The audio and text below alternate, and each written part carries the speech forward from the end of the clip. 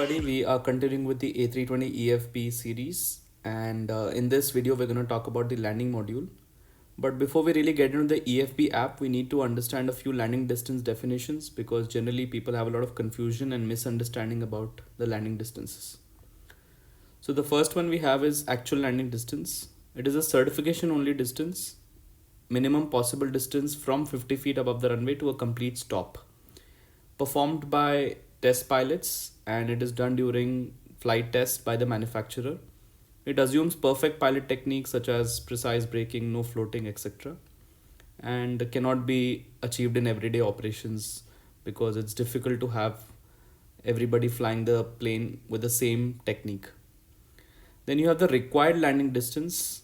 It is a distance required for dispatching the plane. It is to be calculated before the plane is dispatched, and it multiplies the actual landing distance by safety factors such as for dry runways you multiply ALD into 1.67, for wet runway 1.92, and by regulation it should be shorter than the total landing distance available at the airfield. Next we are looking at is the landing distance available. It is the declared distance of the airfield which is suitable for the ground run of the landing aircraft, commences 50 feet above threshold. To keep it simple, it is the threshold to threshold distance on the runway. Then you have the OLD, operational landing distance, which is most important for line flying. It is the realistic distance needed on the day of the flight.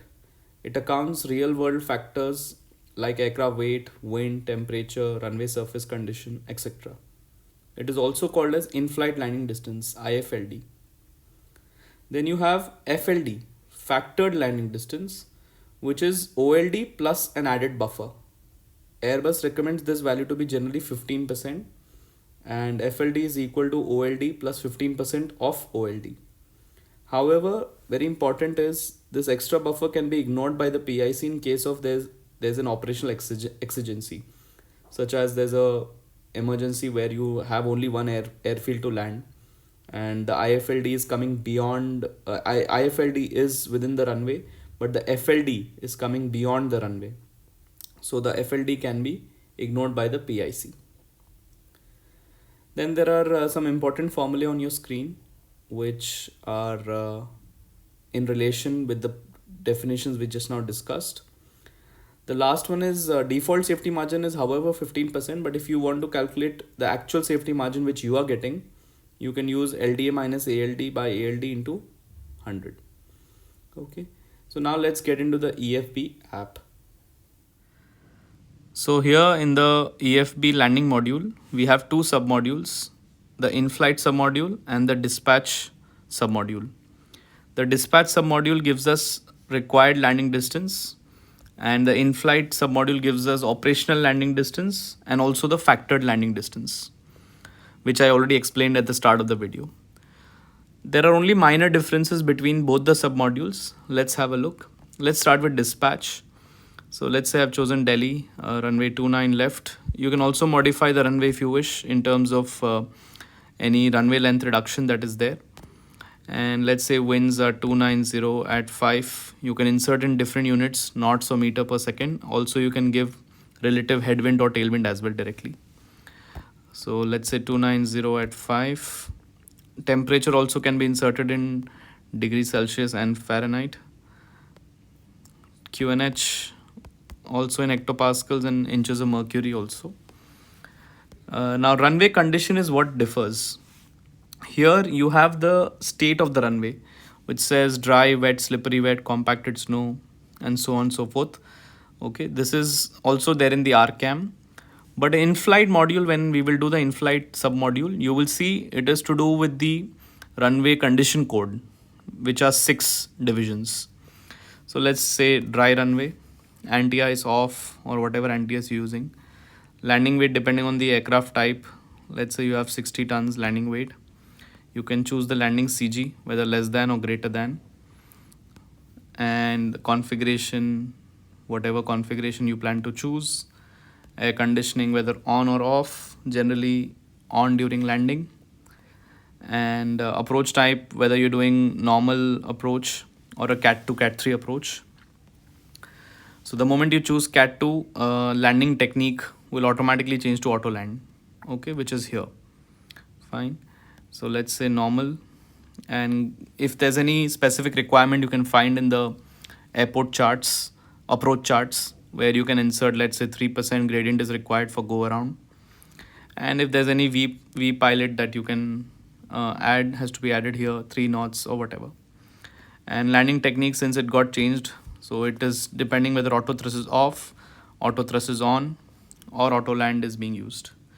Now dispatch, you can add MELs and you can add CDLs also, okay, but you cannot insert any ECAM options.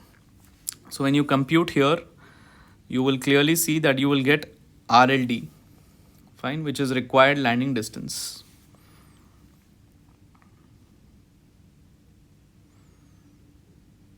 Okay, so here you will get dispatch LD, which is RLD, 1589 meters, and you have a margin of 1381 meters to go. And then you have various parameters given here as well. Okay, and V pilot approach correction, your V approach, VLS, engine out gradient, you had put 3%, but aircraft with this weight is giving 7.9%, so which is fine. And for RLD, we consider all reverses to be inoperative. So it is not even given in the options to select, as you can clearly see. You will not get auto brake and reverser selection in dispatch calculation. Fine. Now let's go back to the in-flight module. So in-flight module, you will see pretty much the same thing. Now runway condition is given as a code. Okay, so you have to select, depending on from the RCAM, you can select the code and weight and everything. Now additional things that are added here are 3 things at the bottom. Brake mode can be selected, reversers can be selected, normally it is no, and additionally any ECAM that has come up during the flight. So once you're done with all of that, you can compute.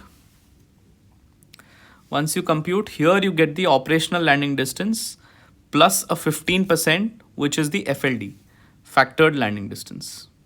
Okay, so that is LD plus 15%, which I explained at the start of the video, gives you factored landing distance. Okay, so this is the major difference between the in-flight and dispatch. To quickly summarize, the primary things are runway condition is given differently in in-flight and dispatch. Then in-flight you have brake mode selection available and reverser selection available. So these 3 things are different from dispatch submodule. So that's about it in this video. I hope you enjoyed it, and subscribe, like and share the video. Thank you. Cheers and happy landings.